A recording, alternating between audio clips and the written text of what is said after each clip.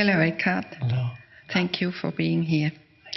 My question is, what's the difference between the exercises and sentences to repeat in A Course of Miracles and your teaching of stillness? I also heard you say that there's spiritual thought doesn't exist. Thought is a form. Is a prayer then also a thought form? Can you explain a bit about this? Because when we came over here in a plane, Indian man was sitting behind us, and at least 1.5 hours he made his prayers loud. Always it went, and then the second sentence, and then the third, and then he repeated, and I thought that doesn't make sense. Yeah. Well, let's see, Course in Miracles, and the purpose of the Course in Miracles is to bring you to a place where the words are not needed anymore. It meets you where, or not you personally, but the human being. It meets the human being where the human being is in the realm of thought. The Course in Miracles would say that otherwise there's no meeting at all. It has to, first of all, meet the human being where it can be reached, and that is in the realm of thought. In the same way that a psychiatrist, in order to reach a deluded patient, there's no point in the psychiatrist telling the patient, I am telling you, you are not Napoleon. That will only strengthen the delusion of the patient that he is Napoleon. He will never reach the patient. But if the psychiatrist for a little while enters the mind of the patient and says, okay, so you are Napoleon, suddenly there's a meeting. Once they have met, because the psychiatrists have entered the delusional system of the patient, once they have met, there's a possibility for him to take him out of the delusion. If they never meet, nothing can be done. In the same way, the Course in Miracles is attempting to reach people where they are in the realm of thought and gradually take you out of thought. But throughout the Course, thought is still used, but it will more and more in the later lessons, it points to the stillness. And towards the end, the final lessons, it says the use for words is almost over now, towards the end of the Course in Miracles. So it takes you, it's designed to take you into presence or stillness. So if you can enter presence or stillness right now or wherever you are, if you already have presence and stillness, a spacious awareness in the background of your life when you deal with people and situations, you don't need the Course in Miracles. If you can enter stillness when you're not being disturbed, but as soon as you interact with people, you lose presence, awareness, or stillness, then the Course in Miracles may still be useful because it has certain lessons that can be used as pointers. For example, one lesson, I remember, it says, in a situation where you feel upset, or angry, or irritated, it says, you can say, I could see peace instead of this. I could see peace instead of this. It's a pointer. The words don't miraculously produce peace, but the words are pointing to the possibility of approaching that situation in a different state of consciousness. So really the words are pointing to a different state of consciousness. It's not in the words, it's that to which the words point. So, and as the Buddhists tell us correctly, the finger pointing to the moon is not the moon.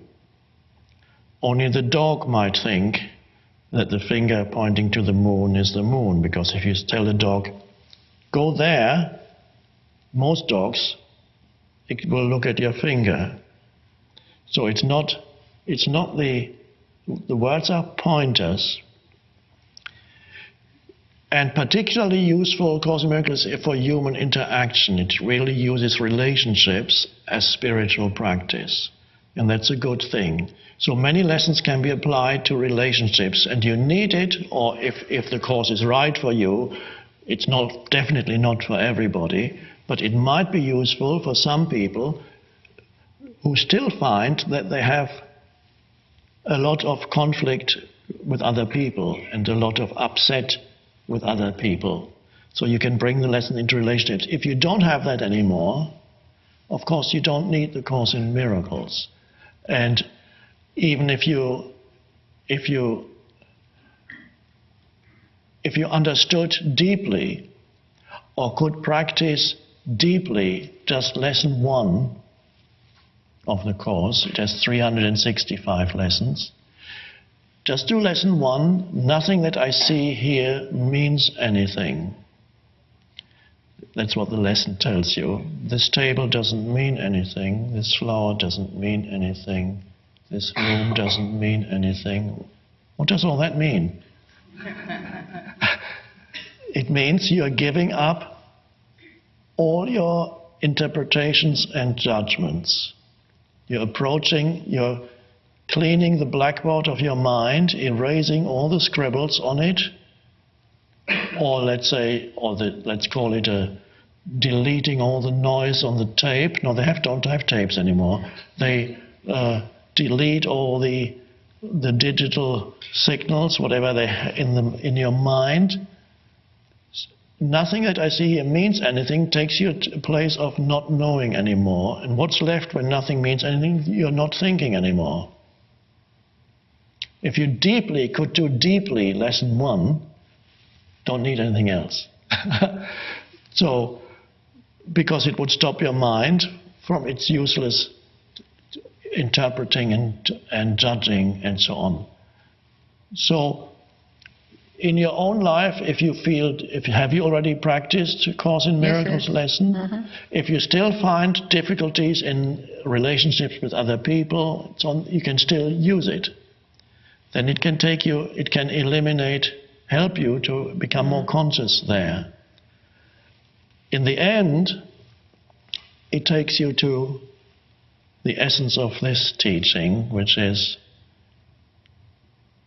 awareness, pure awareness or stillness. And that's the end of, and also, by the way, the Course says this Course is a beginning, not the end. Mm. So it takes you to that place where you open yourself up to awareness, which can then flower through you. If it's for you, it's definitely not for everybody. I use these sentences when I feel I'm getting angry now, so yes. I say some sentence and push it down. Yes, but don't push it down. Don't push it down. Just, you can say the sentence and then allow it to dissolve if that's what it wants. Mm. Because if you get upset or angry and try to hold it down, it'll build up. Don't hold it down. Just allow it to dissolve. Different approach. Never attack an inner state. Mm-hmm. Never attack any emotion that arises, because it creates resistance again. Mm-hmm. Allow it to be, and then if it's not resisted, it dissolves. Mm-hmm. Lovely practice. Mm-hmm. Now you asked something else about prayer. Yeah. The Indian man behind you.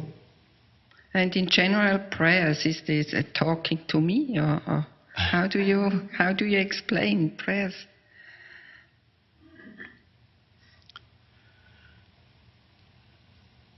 That's a huge topic, of course, prayer. In the way he uses prayer as a kind of repetition, a kind of mantra, perhaps. The The good thing about it, of course, is that it stops your mind from doing other things, like indulging in fear-producing thoughts or negativity-producing thoughts. So it stops your mind from that, but ultimately that kind of thing for us, for anybody, has to be left behind.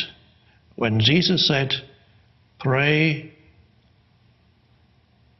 unceasingly or pray without ceasing, that does not mean, because it would be absurd, that he's telling you to continuously pray. Pray without, he's using prayer in a very different sense, but it's possible that people who wrote down what he said misunderstood because they didn't realize the truth in themselves. Jesus teaches presence. It points continuously to the present moment, the importance of the present moment, and the importance of staying awake. There are parables about going to sleep, not going to sleep, but staying awake. Jesus says, the truth will make you free, which implies that right the way you are not free, because you are run by the conditioning of your mind. So all the basic teaching is there, you just have to see it. Repetitive prayer, if you need it, that's what you will practice. And a time will come when it's no longer right for you. Any meditation method can be helpful. Let's talk about meditation. You have a method. Some people count while they meditate from 1 to 9, from 9 to 1, from 1 to 6, from 6 to 1.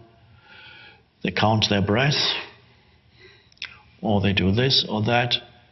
They have a mantra that they repeat in their minds, which keeps out other kinds of thinking.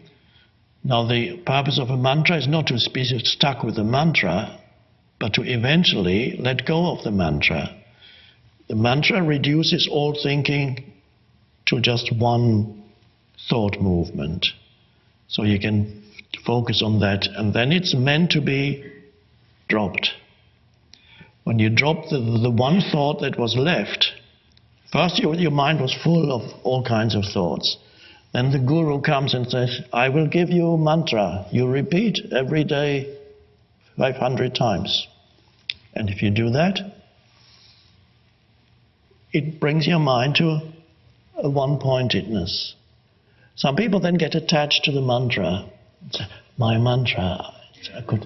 No, then you are meant to, at some point, the guru will point out, it's time for you to let go, because what is left when all your thoughts have flown into one thought form, and then that one thought form is dropped,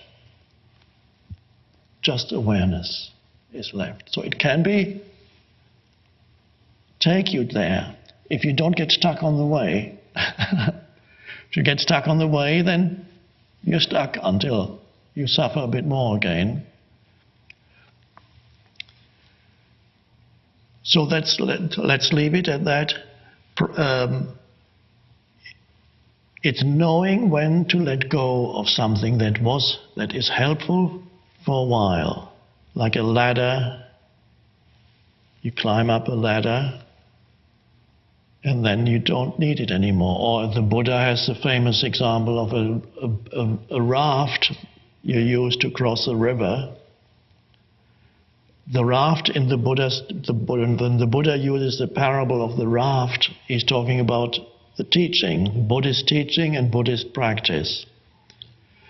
So you use the raft to cross the river.